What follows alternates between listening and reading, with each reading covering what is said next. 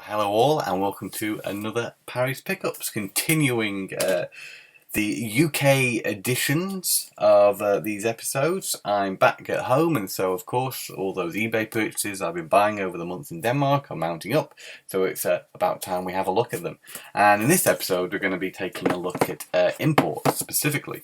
The first of which will be this little selection of Naruto or Naruto GameCube games. First of all, we've got Naruto, the Clash of Ninja, is it? This series was made by Tomy, and it was available on the GameCube. This is the Japanese version of the first game. This is perhaps a more traditional Naruto fighting game than the Ninja Storm series, which were available for, well, try to say Ultimate Ninja, originally on the PS2, and then eventually the Ninja Storm series for the Xbox 360 and PS3. But these also got sequels on the Wii as well, one of which I picked up recently. And I confirmed that one was really good, so that made me decide to check these GameCube ones out. And also, having recently got the disc that lets me import GameCube games on a PAL GameCube. So we've got 3 of these. I've yet to try them out because my disc for making them work is actually in Denmark. But I imagine they're very similar to the one I've already played on the Wii. But this is the first time I've seen Japanese GameCube packaging, and I really like it. I just, like with the Japanese Game Boy games, they have a really nice kind of, portrait style box, which is, it's as big as it needs to be, really, for holding the small GameCube discs. And then with the cardboard covers as well. It's nice, I really like these. So those 3 were all very affordable games, Look, it was around about $5 each on these games, so very affordable if you're interested in them. That's Naruto for GameCube. Keeping with that same theme, we've got 2 more fighting games featuring Naruto and other Shonen Jump characters. It's because it's backwards on the camera. It's difficult to. We'll just one at a time. Jump Superstars. That's the original Smash Brothers-esque Shonen Jump fighting game, and yes, it's in Japanese. Initially, there is a bit of a language barrier, but I soon worked out how to clear the save game on it, no problem. And then went into the training missions, which you need to do before you can get into the main game.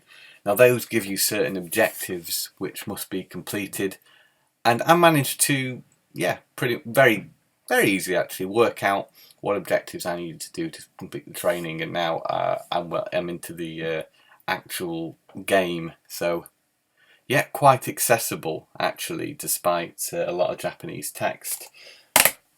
This one is Jump Ultimate Stars, which is like an upgraded version of Jump Superstars. Presentation is a little different, there's more characters. But I haven't been able to play as much as this because the controls have changed slightly. And doing the training missions on this, I got a little bit stuck. So I'm not sure how to complete the training mission I'm on this one at the minute. So yeah, a bit of a heads up there. This might be a little bit more tricky to get to grips with than the original, because the objectives and the training missions haven't been quite as straightforward. But saying that, maybe I'm just being dumb. So this one's definitely the one with more content. But then this one is cheaper. So if you're interested, there's the options for you. In the bundle with the original Jump Superstars was this Bleach game. Bleach is an anime I'm not familiar with, but this is great, and I'm glad it was in the bundle because it's actually a fighting game, and it's a shiny cover. It's always nice. But it's a really good fighting game developed by Treasure. Treasure have done things like Gunstar Heroes, Guardian Heroes, Oh gosh, Mischief Makers on the N64. They've got a great back catalogue of very original and enjoyable games which have great graphics, and this is no exception as well. It plays a lot like a traditional fighter from what I've tried so far, but you've got assist characters that you can select by touching the touch screen. No real problem getting into the main game with this. Menus, I managed to muddle my way through it pretty well. So yeah, I'm happy to have this. It's not a game I planned on picking up, but it's pretty good. I can recommend it. Next up, a couple of import PS2 games. Again, fighting games, of course. King of Fighters Maximum Impact Regulation A. So this is the arcade version of Maximum Impact, which is originally a PS2 original game. Then it was ported to the arcade, and this is slightly different. I don't know exactly how different it is from the game we got over here, because this wasn't released in the UK. We got Maximum Impact 1 and 2, but we didn't get Regulation A. So I'm interested to see how things have been changed around in this one. Hopefully enough to warrant the purchase, but it wasn't an expensive game. This was a little bit more. This was King of Fighters 94 Rebound, which is a redone version of King of Fighters 94, which is, you know, the first King of Fighters game. It was a good, solid game at the time. Changes in this one is you've got, in a similar fashion to King of Fighters Dream Match 98, is you've got 3D backgrounds now. I'm not sure if that's an option or the game only contains 3D backgrounds, but yeah, I'm happy to have it. I'm excited to give it a go and see how. I was made a few tweaks here and there, trying to modernise the game a little bit. So happy to have that in the collection.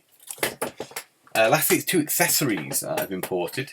Well, this wasn't from Japan. It was from a UK seller who was selling an Xbox original memory card, and I thought that might come in handy. It came with a copy of Splinter Cell, which is a game I didn't have. We got Splinter Cell 3, Chaos Theory. So I thought, well, that's cool, I'll pick them up. I noticed the seller was also selling this, and I thought, well, I don't have one of these, so I should probably get one. And that is a Super Game Boy. This is a Japanese Super Game Boy. It works on my Super Nintendo, at least. My Super Nintendo does have a switch between regions, but I know only certain games now, I've recently found out, are region locked. So most PAL games will work on a Japanese system, for example. And the minute my Super Nintendo, where it is a PAL one, the switch is kind of stuck in Japanese mode at the moment. So yeah, this works with that, and I'm assuming it probably works on other PAL Super Nintendos as well. And lastly, I have a new controller, and that's this one right here. This is a Hori Mini N64 controller, which I've heard great things about. I heard it can change the way you play N64 games quite radically. It's comfortable, maybe a little bit small for my hands actually. Of course, you've got the analog stick in a totally different place. It is more similar to a PS2 or an Xbox 360 controller. But when I was playing Perfect Dark with this, because of the shape of it, I was expecting another analog stick, which was a bit of a jarring feeling at first. Also, I missed having a trigger to fire, but you do have the R and Z buttons here, so Z was the trigger, so you can use that to fire. Yeah, I found it awkward at first because I wasn't used to it, but I think with certain games this could potentially be better than the original N64 controller.